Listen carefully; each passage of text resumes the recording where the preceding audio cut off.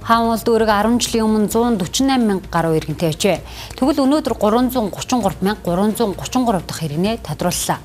Тухайлбал төвшин төвс хувь төгөлдөр цог жавхланаар хаан улс дүүргийн 333,333 дахь иргэнээр тодорч тэдэнд батламж дурсгалын зүйл гартууллаа.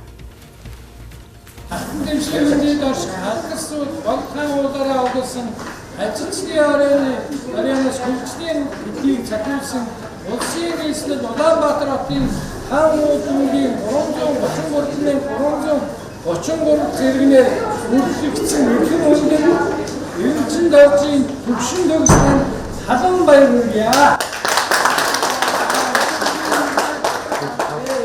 Миний анхны төрөлд бид хоёр 6 сарын 23-нд өргөн амарч хөтөрсөн.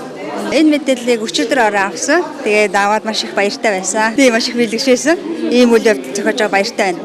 Гэрийнхэн гайхаад бид ууж гайхаад тэгэл юу алаа.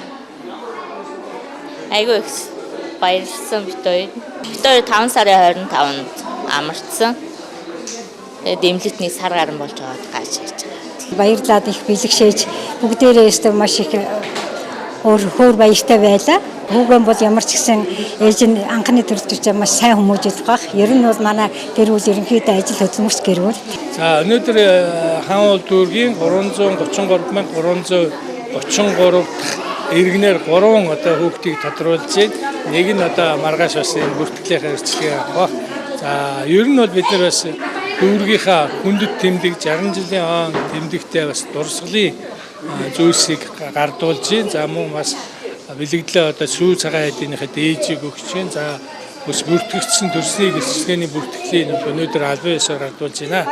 Цаашдаа одоо бид нар бас энэ иргэдтэй бусад дүүргээс үзүүлэх арга хэмжээнүүдэд оролцуулах, дүүргээс үзүүлэх тэтгэмж дэмжлэгүүдтэй хамруулах ийм арга хэмжээнүүд бол энэ ховор тохиолдлын 3 хүүхэдтэй бол онцгой анхаарч одоо дүүргийн удирдлаар ажиллана. Хаан улс дүүргийн иргэд 10 жилийн хугацаанд 200 мянга орчмоор нэмэгдсэн нь тус дүүрэг суурьшлийн мөсөд хэлсэнтэй холбоотой гэдгийг албаныхан хэлж байлаа. Энэ онд хаан улс дүүргийн иргэд 350 мянгад хүрэх тооцоо гарчээ. Харин 2030 онд 500 мянга буюу хагас саяд хүрэх тооцоотой байгаамаа.